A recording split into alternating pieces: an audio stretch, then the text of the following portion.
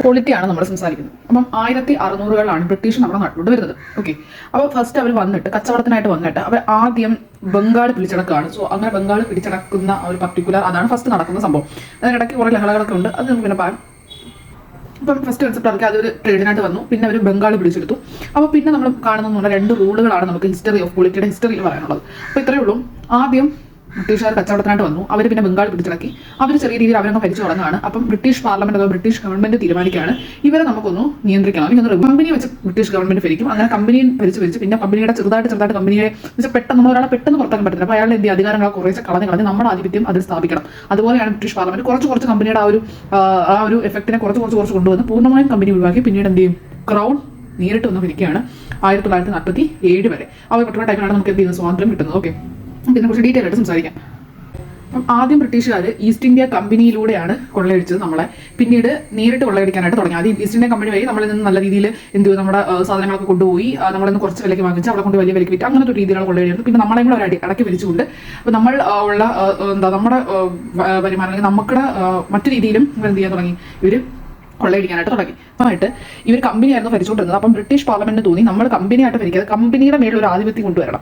So അതിനുവേണ്ടി അവരെന്ത് ചെയ്യുന്നു, കുറച്ച് കമ്പനിയുടെ പേര് ആധിപത്യം കൊണ്ടുവന്നുകൊണ്ട് കമ്പനിയെ കൊണ്ട് ആദ്യം ഭരിപ്പിക്കുന്നത്. അതിനാണ് നമ്മൾ കമ്പനി റൂൾ എന്ന് പറയുന്നത്. പിന്നീട് എന്ത് ചെയ്യുന്നു, പെല്ല കമ്പനിയുടെ ഇതങ്ങ് എടുത്തു കളഞ്ഞ് പൂർണ്ണമായും ക്രൗൺ വന്ന് ഭരിക്കുന്നു. സോ അതിനെ നമ്മൾ എന്ത് വിളിക്കും, ക്രൗൺ റൂൾ എന്ന് വിളിക്കും. സോ നമുക്ക് കമ്പനി റൂളും ക്രൗൺ റൂളും ഡീറ്റെയിൽ ആയിട്ട് പഠിക്കണം. 1773 എന്ത് വരുന്നത്, ഈ കമ്പനിയെ ആദ്യമായിട്ട് ഒന്ന് റെഗുലേറ്റ് ചെയ്യണം. ഇവരെ ഭരണം ഇവർ ചെയ്യുന്നതല്ല, നമുക്കൊരു കണക്ഷൻ വേണമെന്ന് പറഞ്ഞുകൊണ്ട് ഫസ്റ്റ് ഇനിഷ്യേറ്റീവ് സ്റ്റെപ്പാണിത്. ഇതിന് നമ്മൾ റെഗുലേറ്റിംഗ് ആക്ട് എന്ന് വിളിക്കുന്നു. രണ്ടാമത് ഈ വന്ന ആക്ടിൽ, ഇവർ കൊണ്ടുവന്ന ഈ ആക്ടിൽ ഇവർക്ക് തന്നെ തോന്നി കുറച്ച് ഭേദഗതികളൊക്കെ വരുന്നത്. അവർ ആദ്യം കൊടുത്തത്ര ശരിയല്ല, ഇല്ലാതെ ചെറിയ മാറ്റങ്ങൾ വരുത്താം. സോ അതിന് വേണ്ടി ഒന്ന് ഭേദഗതി അഥവാ അമെൻമെന്റ്, അതിനുവേണ്ടി അമെൻമെന്റ് ആക്ട് ഉണ്ട്. 1781 വരുന്ന അമെൻഡിംഗ് ആക്ട്. അമെൻഡിംഗ് ആക്ടിൽ വീണ്ടും ഒരു ഭേദഗതി ഉള്ള രീതിക്ക് ഒരു അടിസ്ഥാനത്തിൽ വരുന്ന അടുത്തൊരു നിയമമാണ്. ആ പർട്ടിക്കുലർ ടൈമിൽ ബ്രിട്ടീഷിലെ പ്രൈം മിനിസ്റ്റർ ആയിരുന്ന വില്യം പിറ്റ് കൊണ്ടുവന്നതാണ്. സോ അതുകൊണ്ട് തന്നെ പിറ്റ്സ് ആക്ട് എന്ന് വിളിക്കുന്നു. 1784 അത് വരുന്നത്. സോ അതിനെ വിളിക്കുന്നതാണ് Pitt's Act. Okay, Pitt's India Act അല്ലെങ്കിൽ Pitt's India Act. Okay, Pitt's India Act. അപ്പം 1784 വരുന്നത്. ഇനി ഇതിനകത്ത് വരുന്ന 4 ചാർട്ടറുകളാണ്. ഫസ്റ്റ് ചാർട്ടർ വന്ന വർഷം 1793. അതായത് ഇതാണ് ചാർട്ടർ തുടങ്ങുന്ന വർഷം. അത് ചാർട്ടർ ഏകദേശം ഉടമ്പടി എന്നുള്ളത് ചാർട്ടർ ആക്ട് 1 വരികയാണ്.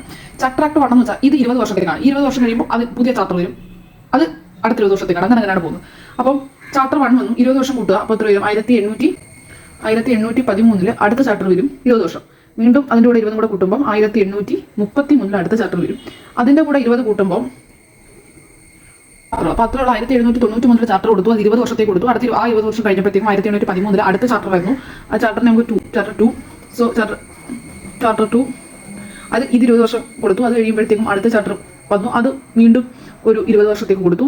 ഈ ചാർട്ടർ 20 വർഷത്തേക്കൊന്നും ഇല്ല കേട്ടോ. ഈ ചാർട്ടർ 20 വർഷത്തേക്കില്ല. അത് 20 വർഷത്തേക്ക് ഇല്ലാത്തതിന്റെ കാരണം എന്ന് പറഞ്ഞു കഴിഞ്ഞാൽ ഈ ചാർട്ടർ ആ ഒരു പർട്ടിക്കുലർ ടൈമിലെ ബ്രിട്ടീഷ് പാർലമെന്റ് അഥവാ ബ്രിട്ടീഷ് പാർലമെന്റുകാർക്ക് മനസ്സിലായി എന്ത് വേണം, നമ്മൾ പല്ല നമുക്ക് ഇനി ഇത് ഒരു പർട്ടിക്കുലർ ടൈം ഇനി 20 വർഷത്തേക്ക് കൊടുക്കേണ്ട, അല്ലെങ്കിൽ ആ ഡ്യൂറേഷൻ ഇതിനകത്ത് പറയത്തില്ല. കാരണം അവർക്ക് ഓൾറെഡി അറിയാം കുറച്ച് നാൾ ഇവരിങ്ങനെ പോയിട്ട് നമുക്ക് 2 ദിവസം കഴിഞ്ഞാൽ നമുക്കൊന്നും വരിക്കാം. പിന്നെ അങ്ങ് ഗ്രൗണ്ട് റൂളിലോട്ട് ഇവിടെ നേരെ ഇങ്ങോട്ടുള്ള ട്രാൻസിഷൻ ആണ് ഇരുന്നത്. സോ ഇത്രയാണ് നമുക്ക് കമ്പനി റൂൾ പഠിക്കാനുള്ളത്. നമുക്ക് ഓരോന്നും പറയാം. അപ്പോൾ ഇപ്പോൾ അവരുടെ ടെറിട്ടറീസ് അവർ 3 ആയിട്ടാണ് ഡിവൈഡ് ചെയ്തിരിക്കുന്നത്. Bengal presidency, Bombay presidency, Madras presidency. ഈ ബംഗാൾ എന്ന് പറയുന്ന പർട്ടിക്കുലർ ഏരിയയിൽ അവരുടെ കൽക്കട്ടയാണ് അവരുടെ ക്യാപിറ്റൽ. ബോംബെ പ്രസിഡൻസിയിലെ ബോംബെ ആണ് അവരുടെ ക്യാപിറ്റൽ. മദ്രാസ് പ്രസിഡൻസിയിലെ മദ്രാസ്. ഇവിടെ രണ്ട് നമുക്ക് പേരുകളിൽ തന്നെ ഉള്ളതാണ്. ബംഗാളിൽ മാത്രം കൽക്കട്ടയാണ് ക്യാപിറ്റൽ. ഓക്കെ, ഇത്രേ ഉള്ളൂ. അപ്പോൾ ഫസ്റ്റ് നമ്മൾ പറഞ്ഞല്ലോ, ഫസ്റ്റ് ഞാൻ 1773 റെഗുലേറ്റിംഗ് ആയ ഭേദഗതി ചെയ്യാനായിരുന്നു അമെൻഡിംഗ് ആക്ട്. മറ്റേ റെഗുലേറ്റിംഗിന്റെ പോരായ്മയുടെ പരിഹരിക്കാം. സോ ഇത് ഞാൻ എഴുതി വെച്ചിരിക്കാം. നമ്മൾ ഇവിടെ തൊട്ട് റെഗുലേറ്റിംഗ് ആക്ട് 1773 തൊട്ട് നമുക്ക് ഇങ്ങോട്ട് നോക്കാം. അപ്പോൾ 20 വർഷത്തെ കരാറിലാണ്. അതായത് ഇത്രേ ഉള്ളൂ. ബ്രിട്ടീഷ് പാർലമെന്റിൽ ബ്രിട്ടീഷിൽ നിന്നും കച്ചവടത്തിനായി ഇന്ത്യയിൽ വന്ന് കമ്പനി ഇവിടെ സ്ഥാപിക്കുന്ന സമയത്ത് ബ്രിട്ടീഷ് പാർലമെന്റിൽ നിന്നും ഈസ്റ്റ് ഇന്ത്യ കമ്പനി എന്ത് മേടിച്ചിരുന്നു, മോണോപ്പൊളി മേടിച്ചിരുന്നു. മോണോപ്പൊളി എന്ന് വെച്ച് കഴിഞ്ഞാൽ ഇന്ത്യയിലേക്ക് വേറെ ആരും ബ്രിട്ടീഷിൽ നിന്നുള്ള വേറെ ഒരു കമ്പനിയും വരരുത്, ഞങ്ങൾ മതി എന്നുള്ള അർത്ഥത്തിൽ അവർ അവിടുന്ന് തന്നെ മോണോപ്പൊളി മേടിച്ചിട്ടാണ് ഇവർ കൊണ്ട് വന്നതെന്ന് വെച്ചാൽ ബ്രിട്ടീഷിൽ നിന്ന് വേറൊരു കമ്പനിയും ഇനി ഇന്ത്യയിലോട്ട് വരാൻ പറ്റത്തില്ല. ഓക്കെ, അതാണ് സംഭവം. അപ്പം 1773 ബ്രിട്ടീഷ് പാർലമെന്റിൽ മനസ്സിലായി ഈസ്റ്റ് ഇന്ത്യ കമ്പനി ഒന്ന് എന്ത് ചെയ്യണം, റെഗുലേറ്റ് ചെയ്യണം. സോ അതിനുവേണ്ടി അവർ എന്ത് ചെയ്തു, റെഗുലേറ്റിംഗ് ആക്ട് കൊണ്ടുവന്നു. This is A first initiative ആണ്. ഓക്കെ, ഇനി ഇവിടെ സംഭവിച്ച പ്രധാനപ്പെട്ട ഒരു മാറ്റം എന്ന് പറയുന്നത് ഗവർണർ ഓഫ് ബംഗാൾ. ഞാൻ പറഞ്ഞല്ലോ ഇവിടെ 3 പ്രസിഡൻസികളായിരുന്നു ഉണ്ടായിരുന്നത്. Bengal presidency, Bombay presidency, Madras presidency. അതിൽ ഈ 3 പ്രസിഡൻസികളിലും ഓരോയിടത്തും ഓരോ ഗവർണറും ഉണ്ടായിരുന്നു. അതിൽ ബംഗാൾ ഭരിച്ചുകൊണ്ടിരുന്ന ഗവർണറിന്റെ പേര് മാറ്റി അയാളുടെ പേര് ഗവർണർ ജനറൽ ഓഫ് ബംഗാൾ എന്നാക്കി. അപ്പൊ ഗവർണർ ഓഫ് ബംഗാൾ അല്ല, ഗവർണർ ജനറൽ ഓഫ് ബംഗാൾ ആണ്. ഓക്കെ, അപ്പം അങ്ങനെ വരുന്ന അല്ലെങ്കിൽ ആ പർട്ടിക്കുലർ ടൈമിൽ ഗവർണറായിട്ട് ഇരുന്ന ആളെ ഗവർണർ ജനറൽ ഓഫ് ബംഗാൾ ആക്കി. ആ ടൈമിൽ first governor general of Bengal ആരാന്ന് ചോദിച്ചാൽ we know that he's Warren Hastings. Okay, ഇനി ഈ 1773 റെഗുലേറ്റിംഗ് ആക്ട് കൊണ്ടുവന്നു. സോ 1774 കൽക്കട്ട, ഇപ്പം നമ്മൾ വിളിക്കുന്ന പേര് ഇപ്പോഴത്തെ കൽക്കട്ട, മുമ്പത്തെ കൊൽക്കത്ത, ഓക്കെ, കൽക്കട്ടയിൽ സുപ്രീം കോടതി സ്ഥാപിതമാവുകയാണ്. സുപ്രീം കോടതി സ്ഥാപിതമാകുമ്പോൾ ഇന്നത്തെ സുപ്രീം കോടതി സ്ട്രക്ചറൊന്നും അല്ലാനുള്ളത്, പേര് വിളിക്കുന്നത് സുപ്രീം കോടതി.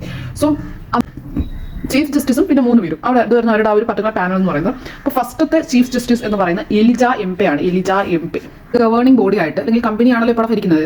ബാക്കിലാണ് ഇപ്പം ആലോചിക്കുന്ന ബ്രിട്ടീഷ് ഗവൺമെന്റ് നിൽക്കുന്നത്, ഫ്രണ്ടിൽ കമ്പനി മുന്നത്തെയാണ് ഭരിക്കുന്നത്. അപ്പോൾ കമ്പനി മുന്നത്തെ ഭരിക്കുമ്പോൾ governing body of the company, കമ്പനിയുടെ governing body of the company എന്ന് പറഞ്ഞാൽ കോർട്ട് ഓഫ് ഡയറക്ടേഴ്സ് എന്ന പേരാണ് വരുന്നത്. സോ ഇവരെന്ന് പറഞ്ഞു കഴിഞ്ഞാൽ ഇത്രേ ഉള്ളൂ, created a executive council of 4 members to assist the governor general of Bengal എന്നല്ല, ഗവർണർ ജനറൽ ഓഫ് ബംഗാൾ എന്ന് പറയുന്നത് സഹായിക്കുന്നതിന് വേണ്ടി ഒരു 4 member വരുന്ന ഒരു കൗൺസിൽ ഉണ്ട്. നമ്മൾ വിളിക്കുന്ന പേരാണ് executive council. Executive council, okay. അപ്പം നമ്മൾ പറഞ്ഞു നിർത്തിയിരുന്നത് എവിടെയായിരുന്നു? റെഗുലേറ്റിംഗ് ആക്ട് ഓഫ് 1773 ആയിരുന്നു. റെഗുലേറ്റിംഗ് ആക്ടിൽ പറഞ്ഞൊരു കാര്യം എന്ന് പറയണം, നമ്മൾ പറഞ്ഞു എല്ലായിടത്തും എല്ലാ പ്രസിഡൻസികളിലും എന്തുണ്ടായിരുന്നു? ഗവർണർ ഉണ്ടായിരുന്നു. ബംഗാളിലെ ഗവർണറെ മാത്രം ഗവർണർ ജനറൽ ഓഫ് ബംഗാൾ എന്നാക്കി. അതായത് ഒരു ഹയർ പൊസിഷൻ ആണത്. So governor general of Bengal supervise the other presidencies. അതായത് ഗവർണർ ബംഗാള്, ബോംബെ, മദ്രാസ് പ്രസിഡൻസികളായിരുന്നു ഉണ്ടായിരുന്നത്. ബംഗാളിലെ പ്രസിഡൻസിയിലെ ഗവർണറിനെയാണ് ഗവർണർ ജനറൽ ഓഫ് ബംഗാൾ ആക്കിയത്. സോ അതുകൊണ്ട് തന്നെ അതർ പ്രസിഡൻസികൾ, അതായത് ബോംബെ, മദ്രാസ് തുടങ്ങിയവരുടെ സൂപ്പർവൈസ് ചെയ്യുന്നത് ഈ ഗവർണർ ജനറൽ ഓഫ് ബംഗാളാണ്. അപ്പോൾ ഞാൻ പറഞ്ഞല്ലോ, ഇത് കഴിഞ്ഞ് രണ്ടാമത് വരുന്ന അമെൻഡിംഗ് ആക്ട് ആണ്. 1781 1773 റെഗുലേറ്റിംഗ് ആക്ടിനെ അമെൻമെന്റ് ചെയ്യാനായിട്ട് കൊണ്ടുവന്ന ആക്ടാണ് 1781 amending act. Amending act or അത് നമ്മൾ വിളിക്കുന്ന പേരാണ് ആക്ട് ഓഫ് സെറ്റിൽമെന്റ്, ഓക്കെ. അപ്പം ഇതിന്റെ പ്രധാനപ്പെട്ട പ്രത്യേകത എന്ന് പറഞ്ഞു കഴിഞ്ഞാൽ, സുപ്രീം കോടതി നമ്മൾ പറഞ്ഞു കൽക്കട്ടയിൽ 1774 സ്ഥാപിതമായിരുന്നു. സോ അതിന്റെ ജൂറിസ്ഡിക്ഷൻ അഥവാ അധികാര പരിധി എന്ന് പറയുന്നത് കൽക്കട്ടയിൽ മാത്രമാണ് എന്നുള്ളൊരു ഇത് പറഞ്ഞു വെച്ചത് അമെൻഡിംഗ് ആക്ട് ആണ്. കാരണം എന്ന് വെച്ചാൽ തൊട്ടുമുമ്പേ, അതായത് ഈ നമ്മുടെ 1773 റെഗുലേറ്റിംഗ് ആക്ട് വന്നപ്പോഴത്തേക്കും സുപ്രീം കോർട്ട് ഉണ്ട്, ഗവർണർ ജനറൽ ഓഫ് ബംഗാൾ ഉണ്ട്. അപ്പോൾ ഇവർ രണ്ടുപേർക്കും അധികാരത്തിന്റെ ഒരു പ്രശ്നങ്ങളെ കാരണം 1781 അമെൻഡിംഗ് ആക്ടിൽ പറഞ്ഞു ജൂറിസ്ഡിക്ഷൻ ഓഫ് സുപ്രീം കോർട്ട് എന്ന് പറയുന്നത് കൽക്കട്ടയിൽ മാത്രമാണെന്ന് പറഞ്ഞു വെച്ചു, ഓക്കെ. അപ്പൊ ഇവിടെ ശ്രദ്ധിക്കുക, ഇത്രയും കാര്യങ്ങളൊക്കെ ഉള്ളൂ. അപ്പൊ നമ്മൾ ഓർക്കുക, പ്രധാനമായിട്ടും 3 പ്രസിഡൻസികളായിരുന്നു ഉണ്ടായിരുന്നത്, ബംഗാൾ, ബോംബെ, മദ്രാസ്. ഇവിടെ ഓരോയിടത്തും എന്തുണ്ട്? ഗവർണർ ഉണ്ട്. അതായത് ആ ഗവർണറിന്റെ കീഴിലുള്ള ഗവൺമെന്റിനെ നമ്മൾ വിളിക്കുന്ന പേരാണ് പ്രൊവിൻഷ്യൽ ഗവൺമെന്റ്. സോ എല്ലായിടത്തും പ്രൊവിൻഷ്യൽ ഗവൺമെന്റ് ഉണ്ട്. അപ്പം എല്ലായിടത്തും അവിടുത്തെ പ്രൊവിൻഷ്യൽ ഗവൺമെന്റ് ഉണ്ട്. അതായത് ആ ഒരു ഗവൺമെന്റിന്റെ പ്രൊവിൻഷ്യൽ ഗവൺമെന്റ് സ്മാൾ കൗൺസിൽ കാണും, സ്മാൾ അഡ്മിനിസ്ട്രേറ്റീവ് സ്ട്രക്ചർ കാണും. സോ ഇതൊക്കെയാണ് മെയിൻ എന്ന് പറയുന്നത്. നമുക്ക് അടുത്ത മെയിൻ ആക്ടിലോട്ട് പോവാം. അപ്പൊ നമ്മൾ ഏതൊക്കെ പറഞ്ഞു? റെഗുലേറ്റിംഗ് ആക്ട് ഞാൻ പറഞ്ഞു, അമെൻഡിംഗ് ആക്ട് പറഞ്ഞു. ഇനി നമുക്ക് പറയുന്നത് സെക്കൻഡ് ആണ് പിറ്റ്സ് ഇന്ത്യ ആക്ട്. ഞാൻ പറഞ്ഞു, ഇത് പറഞ്ഞ സമയത്തെ പറഞ്ഞു, വില്യം പിറ്റ് ആയിരുന്നു ബ്രിട്ടീഷ് പ്രൈം മിനിസ്റ്റർ ആയിട്ടിരുന്നത്. ആ പുള്ളി അങ്ങനെ ഇരുന്ന സമയത്ത് പാസ്സാക്കിയ നിയമമാണ് പിറ്റ്സ് ഇന്ത്യ ആക്ട്. 1784 ആണ്, 1784 ആണ്. അതായത് മറ്റേത് അമെൻഡ് ചെയ്തതിന് ശേഷം 3 വർഷം കഴിഞ്ഞപ്പോഴത്തേക്കുമാണ് പിറ്റ്സ് ഇന്ത്യ ആക്ട് വന്നത്.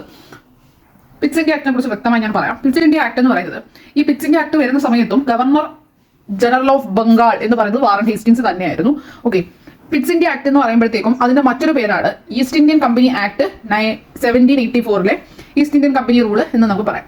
സോ ഈ നിയമം പാസ്സാക്കുന്ന സമയത്ത് ബ്രിട്ടീഷ് പ്രധാനമന്ത്രി ആരായിരുന്നു? അത് വില്യം പിറ്റ് ആയിരുന്നു. സോ അതുകൊണ്ടാണ് നമ്മളിതിനെ പിറ്റ്സ് ഇന്ത്യ ആക്ട് എന്ന് വിളിക്കുന്നത്, ഓക്കെ. ഇനി ഈ ഒരു ആക്ടിന്റെ മെയിൻ പ്രത്യേകത എന്ന് പറയുന്നത് ഡബിൾ ഗവൺമെന്റ് അഥവാ ഡുവൽ സിസ്റ്റം ആണ്, ഓക്കെ. ഡുവൽ സിസ്റ്റം, ഇതാണ് ഇതിന്റെ മെയിൻ പ്രത്യേകത എന്ന് പറയുന്നത്. ഡുവൽ സിസ്റ്റം എന്ന് പറഞ്ഞു കഴിഞ്ഞാൽ നമ്മൾ തൊട്ട് ചിന്തിക്കുക. അതായത് ഒന്നുമില്ല, ഒരു കമ്പനി അവര് വേറെ ഏതൊരു രാജ്യത്ത് സ്ഥിരമായിട്ടുള്ള കമ്പനിയാണ്, അവരുടെ ഒരു ബ്രാഞ്ച് ഇന്ത്യയിൽ തുടങ്ങുകയാണ്, ഓക്കെ. അത് ഇത്രയുള്ള ഈസ്റ്റ് ഇന്ത്യൻ കമ്പനി എന്ന് പറഞ്ഞാൽ വലിയൊരു കമ്പനി, അല്ലെങ്കിൽ വലിയൊരു ഒന്നുമില്ലെങ്കിൽ അതൊരു കോർപ്പറേറ്റ് കമ്പനി എന്ന് വെച്ചോ. ഏതൊക്കെ ഒരു 10 പേർ, 3 പേര് ചേർന്ന്, അല്ലെങ്കിൽ 4 പേര് ചേർന്ന് ഉണ്ടാക്കിയ കമ്പനിയാണ്. സോ അത് എവിടെ നടക്കുന്നത്? ലണ്ടനിലാണ്. സോ അവരൊരു ബ്രാഞ്ച് എവിടെ തുടങ്ങുകയാണ്? നമ്മുടെ ഇന്ത്യയിൽ തുടങ്ങുകയാണ്. അപ്പോൾ അവിടുത്തെ ആ ഒരു കമ്പനിയുടെ മെയിൻ ആൾക്കാരുണ്ടല്ലോ, അവരാണ് നമ്മൾ കോർട്ട് ഓഫ് ഡയറക്ടേഴ്സ് എന്ന് പറയുന്നത്. നേരത്തെ നമ്മൾ പറഞ്ഞായിരുന്നു 1773 നമ്മൾ പറഞ്ഞു കോർട്ട് ഓഫ് ഡയറക്ടേഴ്സ് എന്ന് പറഞ്ഞ കുറച്ച് ഒരു ഗ്രൂപ്പ് ഉണ്ടെന്ന്. കമ്പനിയുടെ ഗവേണിംഗ് ബോഡി എന്ന് പറയുന്നത് കോർട്ട് ഓഫ് ഡയറക്ടേഴ്സ് ആണ്. അതൊന്നും എങ്ങനെ ചിന്തിച്ചാൽ മതി, കമ്പനിയെ നോക്കുന്നതിന് വേണ്ടി കോർട്ട് ഓഫ് ഡയറക്ടേഴ്സ് എന്ന് പറഞ്ഞ കുറച്ച് ആൾക്കാരുണ്ട്. അത് ഓൾറെഡി പറഞ്ഞ കമ്പനിയുമായിട്ട് റിലേറ്റ് ചെയ്ത ആൾക്കാരായിരിക്കും. പക്ഷേ കമ്പനിക്ക് ലണ്ടനിലുള്ളതാണ് കോർട്ട് ഓഫ് ഡയറക്ടേഴ്സ്. കമ്പനിക്ക് ഇവിടെ ഉള്ളത് ആരാണ്? ഓരോ സെക്ഷനിലും എന്താണുള്ളത്? ഗവർണറാണ്. അതിൽ ഏറ്റവും ഹൈ പൊസിഷൻ എന്ന് പറഞ്ഞാൽ ഗവർണർ ജനറൽ ഓഫ് ബംഗാൾ ആണ്. ഈ ഒരു സെക്ഷനിൽ ട്രേഡ് നോക്കുന്നതും നമ്മുടെ നാട്ടിലെ പൊളിറ്റിക്സ് അതായത് രാഷ്ട്രീയപരമായ തീരുമാനങ്ങൾ എടുക്കുന്നതും, അതായത് നിയമനിർമ്മാണം അല്ലെങ്കിൽ നടപ്പിലാക്കുന്ന തീരുമാനങ്ങൾ, അപ്പം അങ്ങനത്തെ കാര്യങ്ങളൊക്കെ. പൊളിറ്റിക്സ് എന്താ ഞാൻ കുറിച്ച് പറഞ്ഞുതരാം, ഓക്കെ. അതായത് നമ്മുടെ ട്രേഡും പൊളിറ്റിക്സും നോക്കുന്നത് കോർട്ട് ഓഫ് ഡയറക്ടേഴ്സ് ആയിരുന്നു, ഓക്കെ. അപ്പം പറഞ്ഞു ഗവർണർ ജനറൽ ഓഫ് ബംഗാൾ ഈ കോർട്ട് ഓഫ് ഡയറക്ടേഴ്സ് പറയുന്നത് ട്രേഡിന്റെ കാര്യങ്ങളും പൊളിറ്റിക്കൽ കാര്യങ്ങളും ഒക്കെ ചെയ്തു തീർക്കുക എന്നുള്ളതാണ് governor general of Bengal. Governor general of Bengal പറയുന്നതിനെ മറ്റ് ഗവർണർക്ക് പ്രവർത്തിക്കാനായിട്ട് പറ്റത്തുള്ളൂ. അപ്പം ഏറ്റവും പ്രധാനമായിട്ടും പിറ്റ്സ് ഇന്ത്യ ആക്ടിൽ വന്ന പ്രത്യേകത എന്ന് പറഞ്ഞു കഴിഞ്ഞാൽ ഈ സംഭവം ഉള്ളത് കോർട്ട് ഓഫ് ഡയറക്ടേഴ്സ് എന്ന് പറഞ്ഞ ഒരു ആൾക്കാർ തന്നെ ലണ്ടനിൽ ഇരിക്കുന്നത്. അവരായിരുന്നു ഇവിടുത്തെ ഗവർണർ ജനറൽ ഓഫ് ബംഗാളിന്റെ അടുത്ത് ഇന്ന പൊളിറ്റിക്കൽ കാര്യം ചെയ്യും, ഇന്ന കാര്യത്തിൽ ട്രേഡ് ചെയ്യും എന്ന് പറഞ്ഞുകൊണ്ടിരുന്നു. അപ്പോൾ നമ്മുടെ ബ്രിട്ടീഷ് ഗവൺമെന്റ് എന്ത് ചെയ്തു? കോർട്ട് ഓഫ് ഡയറക്ടേഴ്സിന് പറഞ്ഞു, നിങ്ങൾ എന്ത് ചെയ്താൽ മതി? നിങ്ങൾ ട്രേഡിലും കൊമേഴ്ഷ്യൽ കാര്യങ്ങളും മാത്രം നോക്കിയാൽ മതി. പുതിയ ബോഡി ഞങ്ങൾ ഉണ്ടാക്കുകയാണ്, അവരുടെ പേരാണ് ബോർഡ് ഓഫ് കൺട്രോൾ. അവർ പൊളിറ്റിക്കൽ കാര്യം നോക്കുള്ളൂ. അപ്പം ബ്രിട്ടീഷ് ഗവൺമെന്റ് പറഞ്ഞു, ലണ്ടനിലിരുന്ന് നിങ്ങൾ കോർട്ട് ഓഫ് ഡയറക്ടേഴ്സ് ലണ്ടനിൽ നിങ്ങൾ ഇരിക്കുമല്ലോ, ലണ്ടനിൽ ഇരിക്കുന്ന കോർട്ട് ഓഫ് ഡയറക്ടേഴ്സ് പറഞ്ഞു, നിങ്ങൾ ഇവിടെ കൊണ്ട് ഗവർണർ ഓഫ് ജനറൽ ഓഫ് ബംഗാളിന്റെ അടുത്ത് എന്ത് പറഞ്ഞാൽ മതി? കൊമേഴ്ഷ്യൽ കാര്യങ്ങൾ മാത്രം പറഞ്ഞാൽ മതി. ബോർഡ് ഓഫ് കൺട്രോൾ എന്ന് പറഞ്ഞ പുതിയ ബോഡി വരുന്നുണ്ട്. അവർ ഇതിട്ട് പൊളിറ്റിക്കൽ ഇന്ത്യയിൽ എന്ത് പൊളിറ്റിക്കൽ തീരുമാനം എടുക്കണമെന്ന് അവർ തീരുമാനിക്കുന്നു. അങ്ങനെ ഡുവൽ ഗവൺമെന്റ്, ഡുവൽ സിസ്റ്റം എന്ന് പറയുന്ന ഒരു വരികയാണ് ഇവിടെ. കാര്യങ്ങളെല്ലാം ബോർഡ് ഓഫ് കൺട്രോൾ കൊടുക്കും. ട്രേഡിന്റെ കാര്യങ്ങളെല്ലാം കോർട്ട് ഓഫ് ഡയറക്ടേഴ്സ് ഉണ്ട്. ഇവർ ലണ്ടനിൽ നിന്നുള്ള കാര്യങ്ങൾ ആർക്ക് പാസ് ചെയ്യും? ഗവർണർ ജനറൽ ഓഫ് ബംഗാളിന് കൊടുക്കും. കാരണം പുള്ളിയാണ് ബാക്കി ഗവർണറുടെ ഹയർ. സോ അങ്ങേരെ ഇത് എക്സിക്യൂട്ട് ചെയ്യും. മാത്രമല്ല ചില ലോക്കൽ റൂളൊക്കെ ഇതിലൂടെ വേണമെങ്കിൽ ആഡ് ചെയ്യാം. ആൻഡ് കൺട്രോൾ ദ പ്രസിഡൻസികളെ കൺട്രോൾ ചെയ്യും. പക്ഷേ ഒരിക്കലും ലണ്ടനിലെ ഓർഡറുകളുടെ എഗെയിൻസ്റ്റ് ആയിട്ട് പുള്ളിക്ക് പോകാൻ പറ്റത്തില്ല. അതാണ് ഗവർണർ ജനറൽ ഓഫ് ബംഗാളിന്റെ പ്രത്യേകത. ഇപ്പൊ തന്നെ ലണ്ടനിൽ നിന്ന് പറയാൻ ടാക്സ് 10% കൂട്ടാൻ പറയുവാണെങ്കിൽ, പക്ഷേ എങ്ങനെ കൂട്ടണം, എവിടെ കൂട്ടണം, അല്ലെങ്കിൽ എങ്ങനെ നടപ്പിലാക്കണം എന്നൊക്കെ തീരുമാനിക്കുന്നത് ആരാണെന്ന് വെച്ച് കഴിഞ്ഞാൽ അത് ഗവർണർ ജനറൽ ഓഫ് ബംഗാൾ തന്നെയാണ്.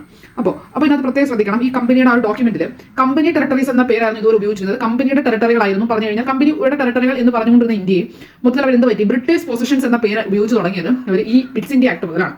ഓക്കെ, ക്രൗൺ റൂൾ വരുന്നത് വരെ പിറ്റ്സ് ഇന്ത്യ റൂളുടെ ഡുവൽ സിസ്റ്റം ആ ഒരു സംഭവങ്ങളെല്ലാം അവിടെ ഉണ്ട്.